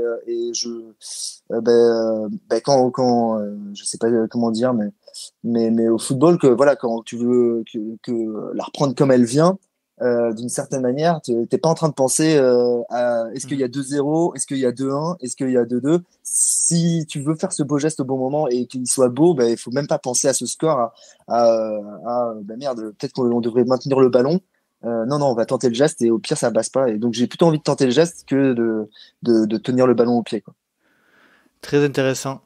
Très vrai comme discours. Moi, j'apprécie énormément ta transparence. Seb, tu veux réagir? Non, je suis désolé, hein, putain, tous ceux qui vont écouter ce podcast en espérant que le petit nain chauve et casquette verte se fight, ils vont être déçus parce que non, moi j'adore cette philosophie, j'adore cet état d'esprit et ça ressemble beaucoup à certains de mes athlètes et du coup je partage ce qu'il fait. Alors moi je me dévoile jamais trop personnellement, mais j'ai eu des graves soucis de santé depuis 3 ans, là ça va mieux et du coup je en dossard et je serai au mieux pour justement.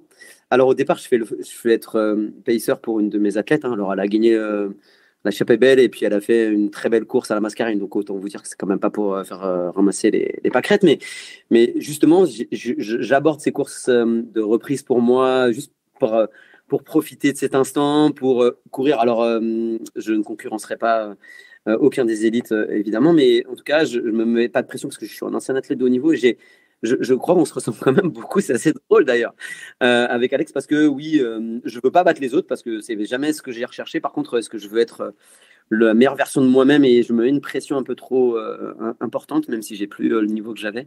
Du coup, c'est rigolo parce que cette année 2023 va être pour moi un peu comme le Phénix, quoi, qui a battu la maladie et qui du coup s'en sort et qui peut être à nouveau sur les sentiers à profiter et voilà. Donc c'est cool que Alex, avec ses belles performances et cette lucidité, et je suis pas Madame Irma, je suis sûr que ça peut l'aider encore plus. Mais là c'est le coach qui parle, parce que je sais que la pression mentale, parce qu'on a parlé beaucoup de préparation physique et tout, et moi je suis préparateur physique et j'adore, mais je vais vous dire un secret. Ce qui va révolutionner le sport de demain, c'est la préparation mentale. Plus la préparation physique, on sait à peu près ce qui marche, ce qu'il faut rajouter, plus ou moins. Mais là, le gouverneur central, c'est ça qui demain, une fois qu'on l'aura maîtrisé, les chronos vont tous descendre et on mettra à 15 heures pour faire le tour du monde. Non, c'est un joke ça, mais évidemment, c'est la préparation mentale. Et ça, c'est un bon chemin vers la préparation mentale.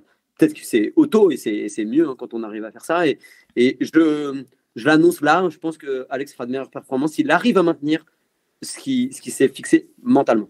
Ça va être dur de sortir parce que en fait, pour toi, Alex, ça va être quelque chose de volontaire de sortir de cette pression-là que tu as et que tu t'es mis en fait indirectement par rapport à tout ce qui t'entoure au niveau des réseaux sociaux et tout. Comment tu comptes faire pour sortir un peu de cette pression-là?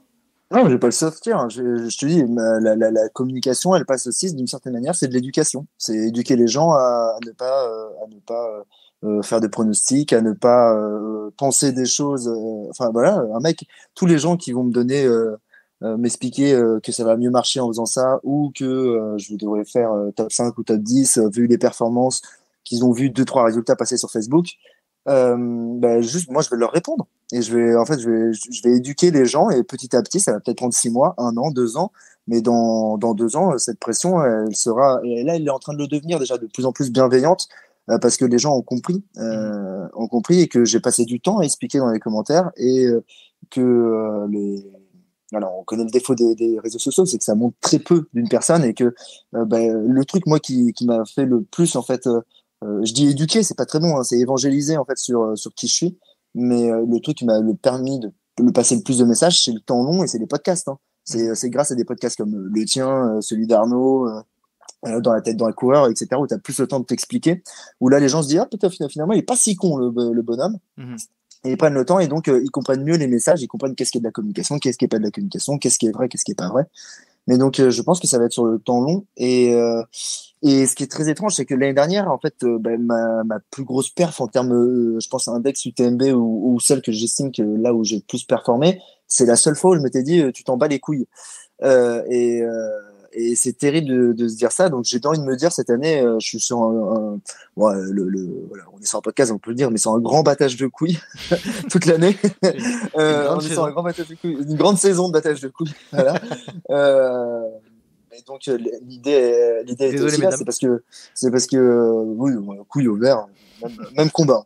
Mais c'était moi c'est l'UTMB qui a le mieux marché. Et ce que j'ai mieux vécu en plus à l'intérieur de les jours d'avant, le pendant, le fait de pas être non plus la tête de gondole. Il y en avait assez comme ça ailleurs.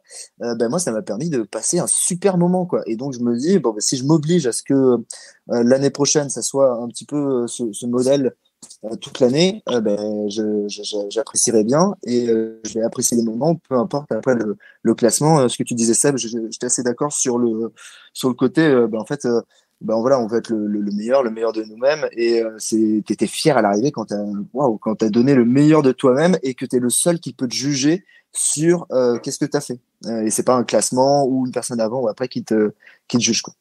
Yannick, je te laisse réagir. Je peux te poser une question, Alex. Moi, ta course, justement, te demander être fier à l'arrivée d'une course, t'es plus fier après un UTMB ou après une diag comme tu as terminé l'année dernière dans la douleur? Parce qu'on parle d'athlète élite, je pense pas qu'il y en a beaucoup qui terminent la diag dans les conditions dans lesquelles tu l'as commencé et tu l'as terminé. Moi, je trouve que ça. Je rappelle que tu as terminé la diag de manière assez difficile. Bon, tu termines, je crois, 35e ou un truc comme ça quand même, non? 103e. Hein?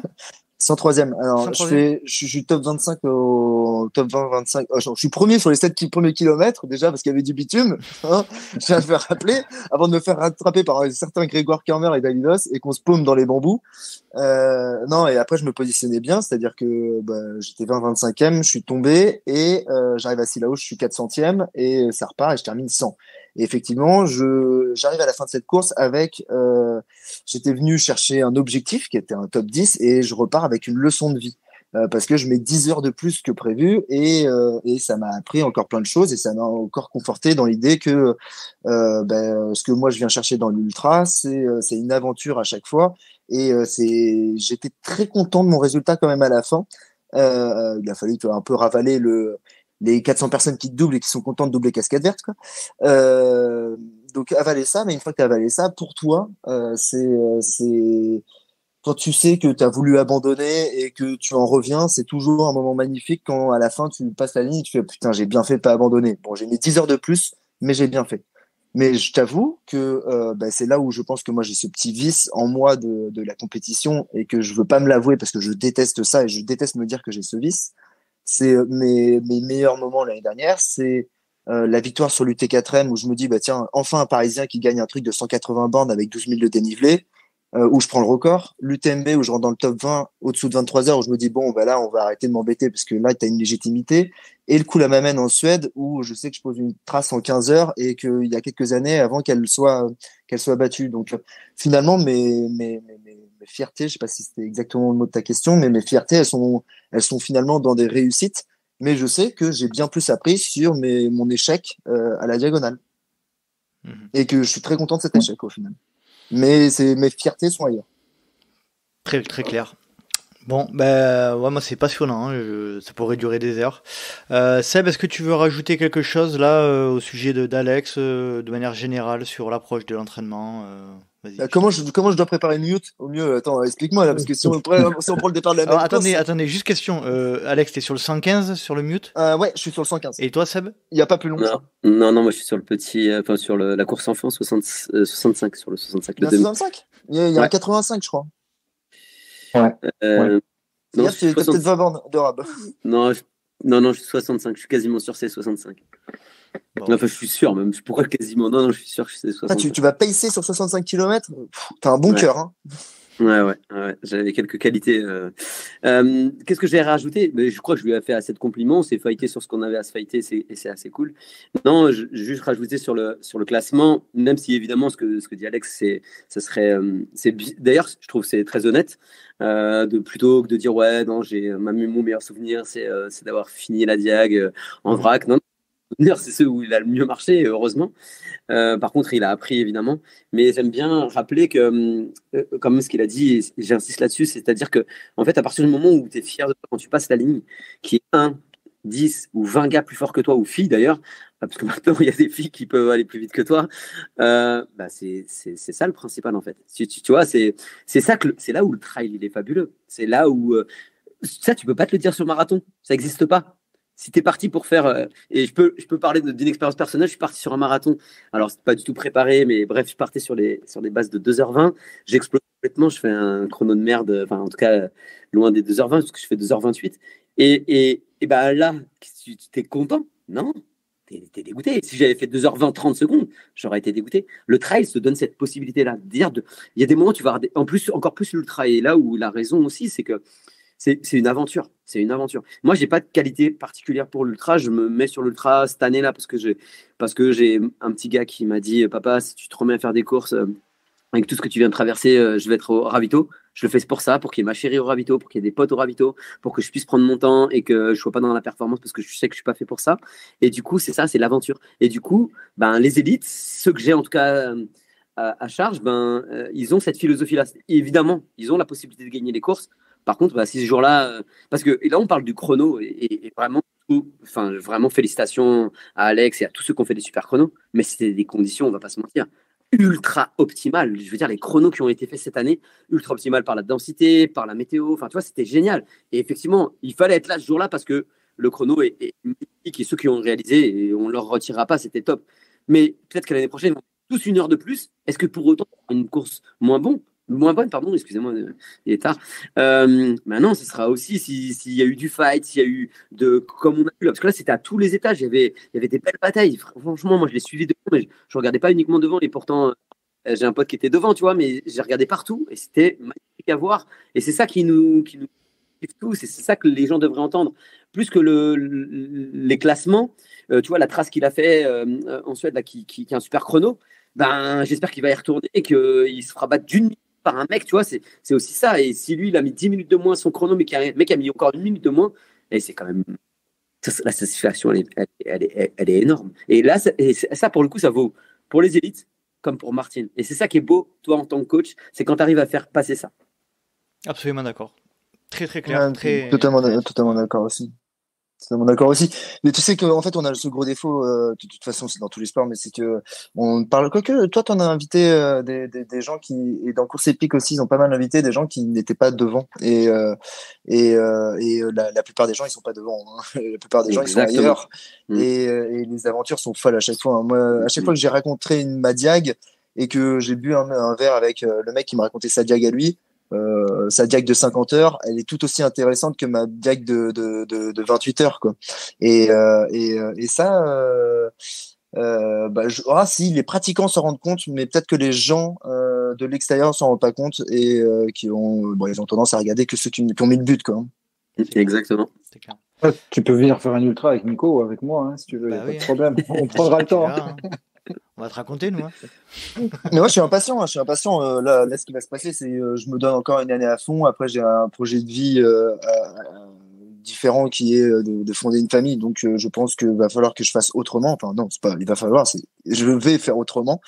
Et donc, je serais très content là de faire ma petite pause parce que moi, voilà, ma saison, elle a commencé en 2019. Elle s'est pas encore terminée. Elle va terminer en mi-2024, je pense. C'est pas une saison, c'est une décennie. Bah voilà, c'est des demi-décennies, quoi. Et ça fait 4-5 ans comme ça. Et faire peut-être une petite pause, ralentir et revenir quelques années plus tard avec une autre ambition. Progressivement, on revient, fais gaffe. T'inquiète pas, hein. Moi j'ai pas eu de progression la première fois et j'ai vu par toutes les blessures par lesquelles je suis passé et les souffrances par lesquelles je suis passé. Voilà. Je ferai pas l'erreur 2 fois, moi. Une fois que tu l'as faite, tu as appris, tu l'as faite bien toute seule, tu as bien appris comment ne pas la refaire. Donc, il y a plein de choses. Je sais comment m'éviter un TFL au retour, m'éviter des aponévroses, m'éviter des périostites dans tous les sens, des tendinites qui vont cracher. Voilà, pas d'inquiétude là-dessus. Mais ce qu'on disait tout à l'heure, c'est qu'il y a tellement de physiques différents et il y a quand même, donc en plus des physiques différents, il y a des gens qui nous ont prouvé qu'à tout âge, on pouvait le faire, que ce soit... moi, je pense à Papy, à Papy Trail, qui est notre Ludo Pommery national. Il met une bonne claque à tout le monde avec ses 47 ans, à broyer les gamins sur la TDS. Il a sorti les enfants. Il me fait dire que là où je m'étais dit je vais arrêter le trail et je vais passer totalement à une autre vie d'ici quelques années, je me dis pourquoi pas me prendre quelques années et puis tenter de revenir en mode Pommery, quoi. Et là il y a une méthode Pommery en plus qui est assez intéressante et qui est belle en plus. Donc oui, ça me fera plaisir de revenir. Et si c'est pas pour revenir devant, pour revenir derrière, ça me plaira autant parce que ça me rappellera les débuts, quoi. Très clair. Merci à vous. Franchement, c'était un vrai régal. Merci de votre écoute, votre transparence, tous les deux, tous les trois. C'était un vrai régal de pouvoir échanger comme ça dans l'écoute, dans le calme et c'est vraiment un axe de communication moi que j'essaie de développer dans le podcast là, cette tranquillité, ce partage et c'est vraiment avec une grande émotion que je vous remercie du temps que vous accordez à ce projet qui est né en 2019. Et si j'avais su que j'en arriverais à cette situation là ce soir, j'aurais jamais cru. Donc vraiment, merci beaucoup Alex, merci Seb, merci Yannick. Et puis je vous souhaite de passer une agréable soirée. Et puis voilà. Merci à toi Nico parce que c'est très touchant ce que tu dis sur nous. Et tu fais partie aussi d'un des acteurs de notre petite communauté qui grandit au fur et à mesure, toi comme d'autres là, et c'est vraiment, je te le redis, félicitations pour ton travail. Moi, j'avais aucun doute sur ce que ça allait bien se passer. On avait eu un échange et tout, c'était vraiment cool. Juste sur les papis, je voudrais faire une dédicace à mon papy à moi. Il s'appelle Patrick Board, il a gagné le Tour des Géants à 33 ans. J'ai eu la chance de l'accompagner, en plus d'être un ami, donc de le coacher l'année où il fait le record de 24 heures en dénivelé. Donc oui, c'est possible d'être performant et de durer, c'est ce qui fait la magie de ce sport. Alors oui, on ira de plus en plus vite dans ce sport parce qu'il est jeune et que les meilleurs sont pas encore nés certainement, même si je crois que Kiki restera pendant longtemps une grande légende. Mais il y a eu Pelé, il y a eu Maradona derrière, donc Maradona n'est pas encore né, je pense. Mais en tout cas, c'était vraiment super agréable. Et puis, si je dois dire un truc, et comme ça, je prends tous les auditeurs en témoin. J'aimerais que dès ce soir, Casquette Verte devienne un de mes nouveaux followers sur Instagram. On va surveiller ça. Sinon, je veux que tout le monde lui mette des messages. Alors, aucun risque, parce que moi, on ne m'oblige de rien dans la course comme dans la vie. Donc là, à jamais, je vais même te bloquer, tu vois. Tu n'auras même plus accès, tu ne pourras plus voir ma casquette par terre. Bon, en tout cas, franchement, merci à tous les trois. C'était vraiment génial. Et puis, on se voit au mute et si on se croise pas avant ailleurs, mais on se voit au mute pour partager une petite bière avant ou après. Moi, je suis dispo. Avec plaisir. Après plutôt. Allez, bonne soirée à tous les trois. Salut. Merci. Ciao. Et voilà, cet épisode est à présent terminé. J'espère que vous avez apprécié cette conversation avec Alexandre Bouchex, Sébastien Cornette et Yannick Bianchini. Je les remercie tous les trois pour cette approche dans l'ouverture, dans le calme, la sérénité, la déconnade, tout ce que j'aime. Et pour nous avoir accordé du temps pour qu'on puisse parler de ce sujet dont tout le monde parle, mais sur lequel nous n'avons pas réellement de vraies confrontations. Donc je suis très heureux d'avoir proposé ça aujourd'hui. Si vous souhaitez rejoindre le Let's Try Podcast sur les réseaux sociaux, rien de plus simple, rendez-vous sur Facebook ou Instagram à Let's Try Podcast. Vous pouvez également me suivre à titre personnel sur LinkedIn, Strava, Facebook ou Instagram à Nicolas Guilleneuf ou à Nico Guilleneuf. Si vous souhaitez aider le podcast à grandir, n'hésitez pas à en parler au moins 2 ou 3 personnes autour de vous. Et à son tour, lui aussi ou elle aussi en parlera à 2 ou 3 personnes autour de lui ou d'elle, et ça fera augmenter la communauté. Et n'hésitez pas aussi, si vous le souhaitez, à mettre un petit commentaire et 5 étoiles sur Apple Podcast ou Spotify. J'espère vous retrouver pour un prochain numéro du Let's Try Podcast. Et d'ici là, n'oubliez pas, si vous pensez que c'est impossible, faites-le pour vous prouver que vous aviez tort. Salut, salut!